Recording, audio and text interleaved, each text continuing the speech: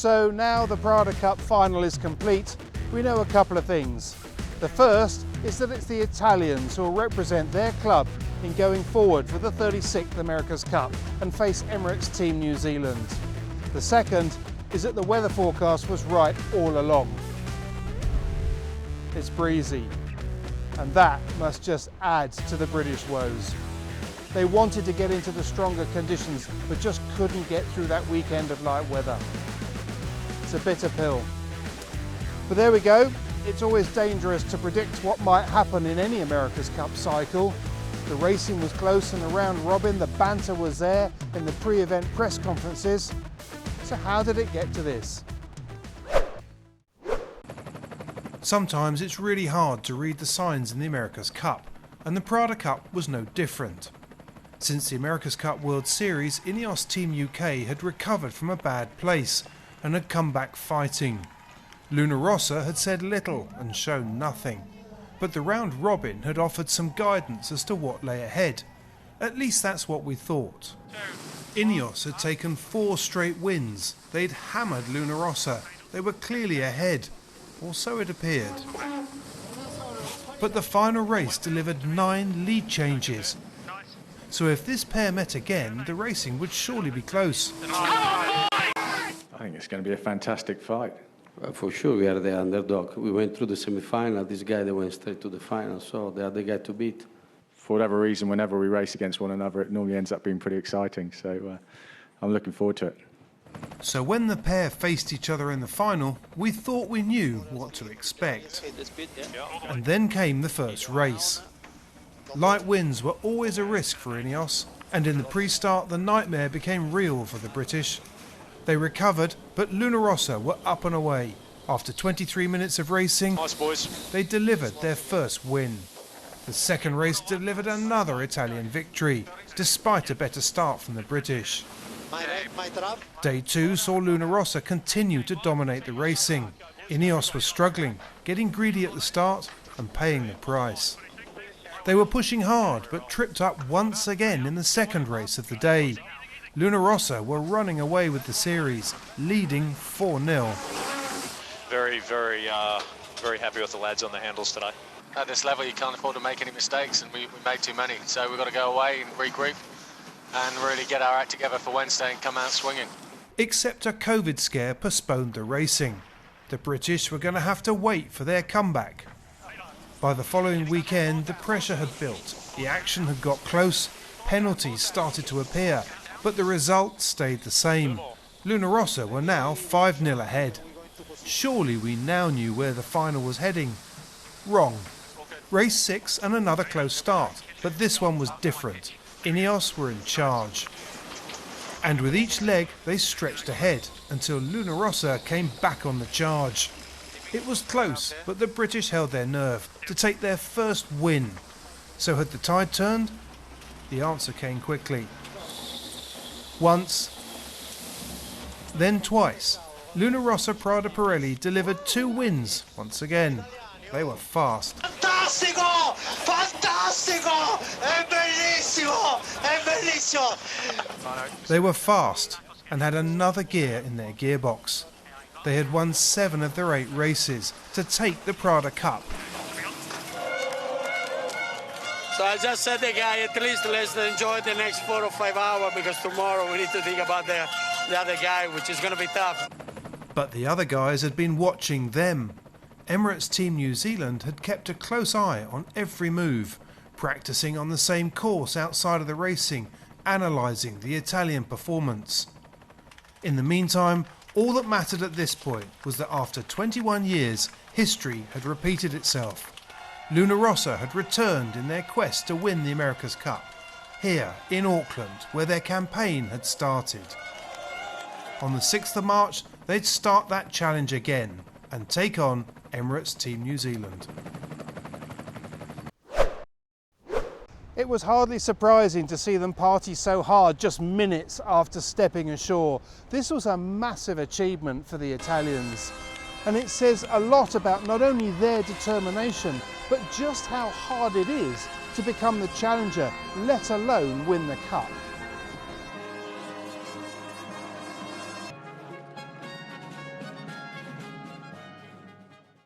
So with that in mind, I came here to the INEOS Team UK base to talk to two people who really know a thing or two about this campaign.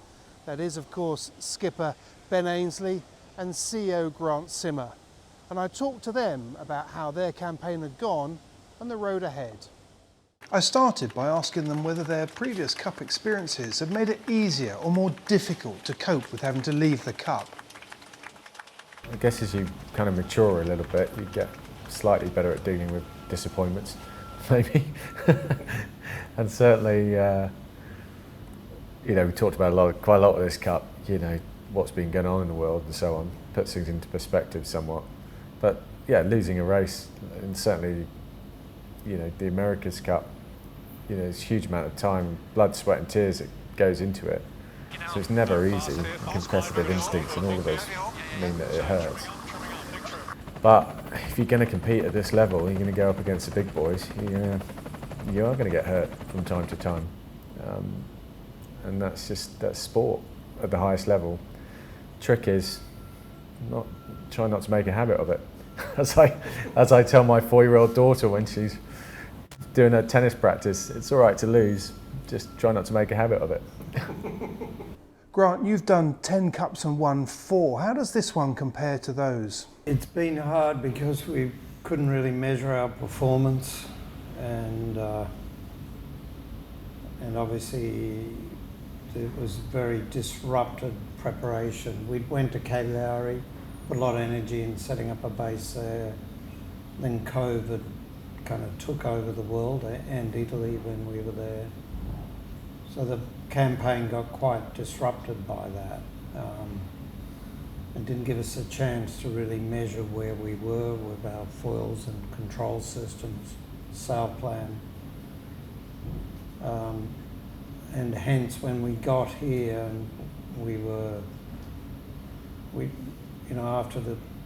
into the Christmas regatta, we were really scrambling, and we scrambling to fix the issues with the boat and change the way we sailed the boat. So, you know, it was an awkward, disjointed campaign because of everything that was going on in the world. And how about from the point of view of the new class? Has this been the most complex Cup boat? Far more difficult boat than the AC-72 or the AC-50. You know, far more complicated systems on board the boat. And you know, the whole game's changed in terms of the technology that is key to a successful AC boat. That technology is changing, you know. Obviously, foil design's critical and getting your sail plan right is critical, but the systems have become more and more important. Started with the AC-72 and is continuing on that path. Do you think that the level of development will have knock-on effects throughout the rest of the sport, or is this just such a rarefied kit that it'll only apply to Cup boats? Well, managing the onboard system to control sail functions, and we see that a lot in bigger yachts in the last 10 to 15 years. So I think we've brought that to another level, but it's a pretty small market that in the world of sailing. Has it been an enjoyable campaign? I mean, in the sense that it's been a brand new design and an eye-opener even for people within the teams. I think the boat's fantastic, and we were, particularly me, being a bit of a skeptic, I was skeptical about this class of boat, but they had, you know, the tools where they figured out the sail plan's about the right size, the full size is good, all the parameters of the boat were well selected, and the boats are bloody awesome boats, you know. And we've seen Ben and co racing at a super high level. Yeah, no, I think that's right. It's for a new class of boat. I think it is really impressive how all the teams have developed so quickly. I think, you know, there's a little bit of a gap there, isn't there, in the low end wind speed. You know, with the next iteration of the class rule, you know, should the Cup continue with the AC-75, it would be nice to find some tweaks to get the boats foiling further down the wind range. But yeah, as Grant says, they're seriously cool boats to sail. It's the best boat I've ever sailed on, and I know that the other guys in the boat really enjoyed the challenge of sailing these boats. Did you get that sense straight away when you first sailed the boat, or did it take a while for you to get your head around it? Yeah, it's maybe taken us perhaps maybe a little while longer than certainly the Kiwis and maybe the Italians. I know the Americans as well sort of struggled a little bit with boat one in terms of getting the concept quite right. So maybe boat one wasn't quite as enjoyable experience as it was for the Kiwis and Italians. But this second boat, yeah, it's a real joy to sail. They're great fun. And how much should we read into the fact that yourselves and American Magic next door both got the class rule a little later than Luna Rossa and Team New Zealand, and are now the two teams that have been eliminated? Yeah, I don't think it's a coincidence. I think, that ourselves and the Americans were playing catch up to a certain extent to the Kiwis and the Italians, and whilst we did catch up, we never truly sort of bridged that gap. Both those teams, the Italians and Kiwis, have done a fantastic job in for the concept of the class of boat and then how they've developed it in their own way. So, yeah, you can't, not sitting here moaning about it. That's just the scenario that we were placed in, and it's been interesting to see how the different teams have developed and come up with different concepts. And yeah, I mean, that's what we love about the Cup, isn't it? That technical development. And with that development side in mind, you were asked in the final press conference whether you'd train with the Italians ahead of the Cup. In previous Cups, challengers have worked together to gang up on the defender, but you said no. Yeah, look, it's not been the easiest of Cups off the water, this one. Cup's always had sort of a history of sort of politics and so on behind the scenes.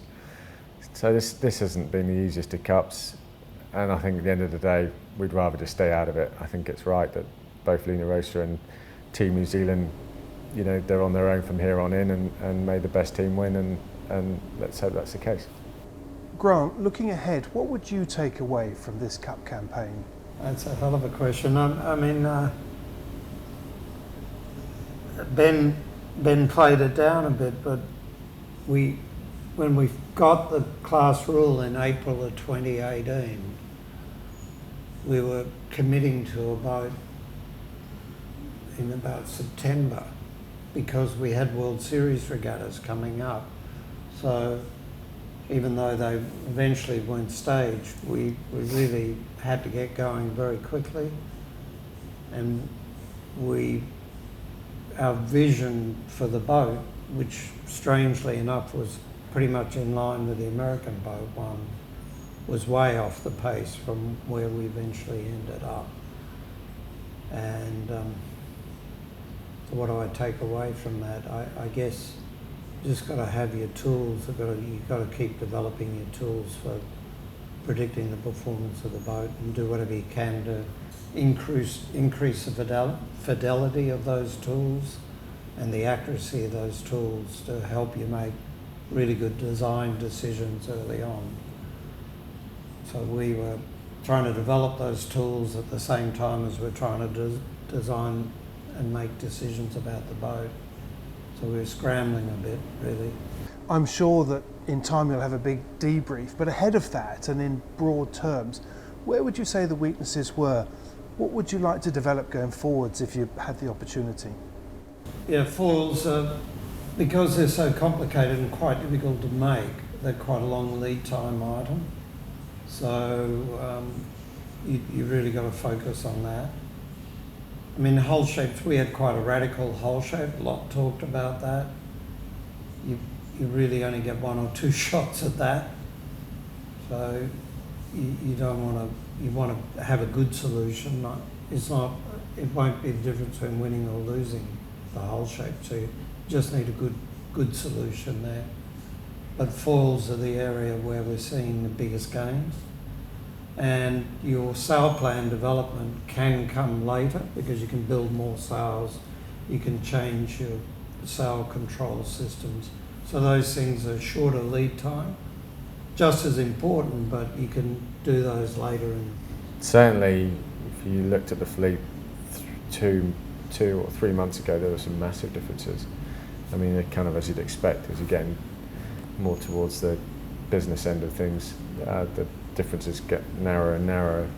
But there are still some quite distinct differences between the teams and how they're setting up the boats.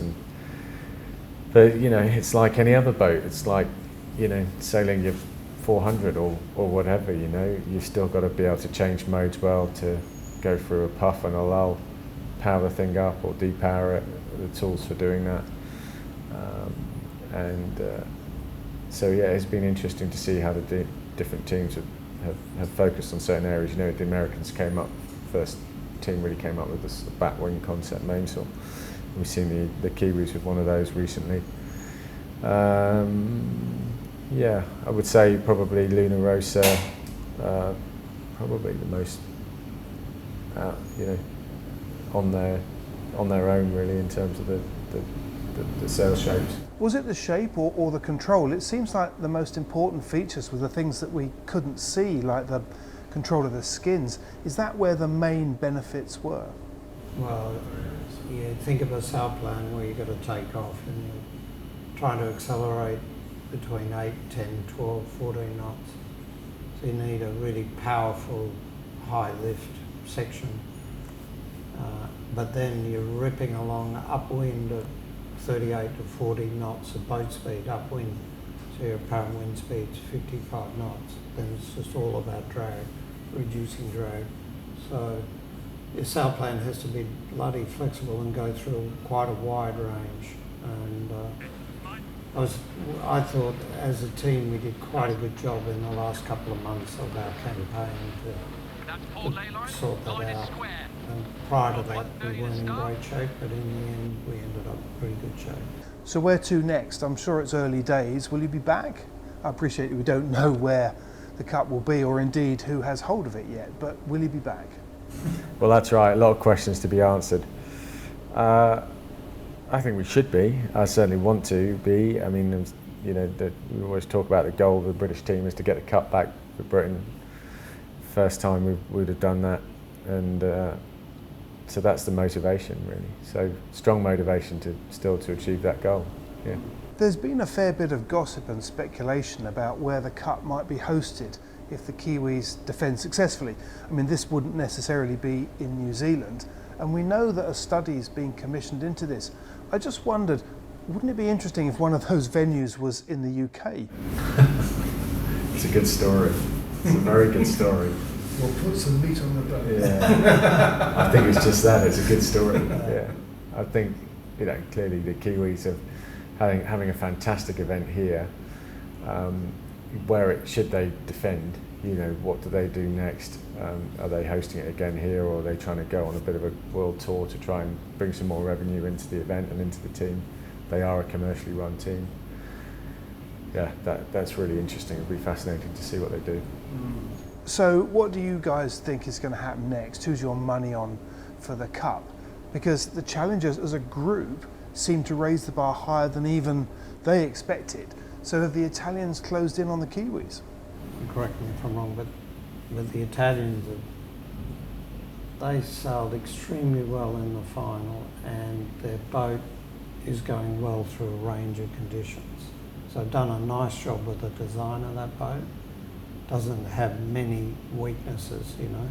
Very good in light air, yet just fine against us in the 15 knot range, which we saw in the round robins.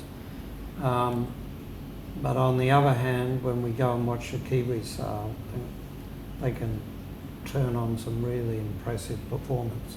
Okay, they haven't done much racing, but what we've seen of their performance is pretty scary. You know, if we'd ended up racing, we'd be quite intimidated. If we were going to be the challenger, we would have been intimidated by some of the performance we've seen. Have the Italians bridged the gap? Hard to say. They've certainly got a lot better, and they're obviously racing really well, really well. I don't know. What do you think? Ben? No, I agree. I think my expectation is that in probably over 10, 11 knots of wind, I think the Kiwis can have an advantage speed-wise, but the Italians are going to be match fit, and it's sport. Anything can happen, can't it? You know, it takes a you know, these boats, you sail these boats pretty accurately, you only got to sneeze at the wrong time and you can capsize. So, yeah, anything can happen. So, yeah, I think it's way too early to start sort of, you know, putting bets down. I wouldn't want to put my money anywhere right now. Where do you see Team New Zealand's weaknesses? When you raced against them, you pushed them around a bit in the pre-start. Yeah, look, I think we probably gave them a bit of a wake-up, to be honest, and actually as a group of challengers, arguably that was a mistake. But Why did you say that? well, because if we hadn't done that, then maybe they would have sort of felt that, Oh, I see. you know, they got away with, you know, World Series, they won the World Series, didn't have great starts, but kind of got away with it. Were a lot quicker than the challengers and won, maybe thought that would have been enough. But I'm pretty sure that they've spent the time between then and now really focusing on their racing skills. And okay, they can only do that against a chase boat, but we watched them and they've been doing that to good effect. And I'm pretty certain watching them that they've developed a lot. So. Yeah, they're not as match fit as the Italians in terms of having as much boat-on-boat practice, but you know, they're a smart group, aren't they? You know, and similar to Bermuda, where they turned up quite late. Bermuda didn't necessarily have the racing practice in terms of training of the other teams, but pretty quickly worked it out. In this case, they haven't got much time to work it out because they're straight in the final, obviously, and each race counts. But you know, they're a great, very talented bunch of sailors, so you'd expect them to be able to deal with it. Do you think their lack of match racing experience might be an issue for, say, Peter Burling and Blair Tuke, who are more used to the drag racing style of a 49er? Yeah, maybe. But like I said before, those guys are bloody talented. I mean, they seem to learn pretty quick, don't they? From what I could see of them. So, yeah, let's just see. I think they'll be able to cope. And you know, certainly Jimmy and Keko are both very, very good match racers, and no doubt will give them a hard time. But I think the Kiwis will come up with a strategy to deal with that, and I think their straight line pace is going to be pretty hard to match, certainly in the medium to stronger range. Which, in a way, is the reverse to what you had in the final, where you got the upper hand in the later pre-starts, but just didn't seem to have the pace to keep your advantage. Yeah, I mean, our SSR, how we took the finals, we had a bad first day, obviously the first race in the light, got hit hard in that, and that was tough. And then we made a mess of the second race with the jib choice, even start, but had the wrong jib up, and that cost us that race. And in hindsight, going into the second day, we kind of frankly pushed too hard, sort of feeling like we needed to sort of make something happen to turn the tables, and got two bad starts just as we were throwing the boat around and really going for it. And then we really were on the back foot. Yeah, and then towards the end, you know, we had some good starts. Last race, we just had to go hell for leather, and you know, obviously we had a big speed disadvantage in those breezes on the last day in particular. And we just threw it in there basically, see what happened, and got away with it. I mean, what are you going to do? I mean, we had a chat about it before. You either just sort of go, oh, you know, straight line race, we're going to lose this. So, you know, I'd rather sort of stick it in there and have a go and see what happens. Well, it was entertaining to watch, and the whole campaign's been entertaining to watch. Thank you very much for that. Thanks, Matt. I do hope you're back. Yeah, thanks. I'm sure you will be. Thanks, Matt. And I'll be looking out for the boat on eBay, I guess it's going to be. Yeah, the first one's particularly cheap. Yeah. Is it? Yeah. Oh, good. Okay. Well, that sounds Did you fine. put an offer in? Well, I'm about to now. You said that it's a bit more stable. You implied it's a bit more stable. Right. Okay. We'll let Jim know. So from here, the next stop is the America's Cup match itself. Luna Rossa versus Emirates Team New Zealand. Jimmy Spithill versus Peter Burling. It was only 4 years ago that those two were going head to head. We all know what happened after that one. But this time Jimmy Spithill comes back as a challenger, but he also comes back with a co-helmsman, Francesco Bruni. That's a powerful force for Peter Burling and the Kiwis on board Emirates Team New Zealand. Luna Rossa are a team that are packed full of match racing experience, and I'm not sure that you could say quite the same for Team New Zealand. So given that it's been so hard to predict the future of any stage of this America's Cup cycle, who knows what's in store for this Cup? It's going to be a fascinating match. Pressure.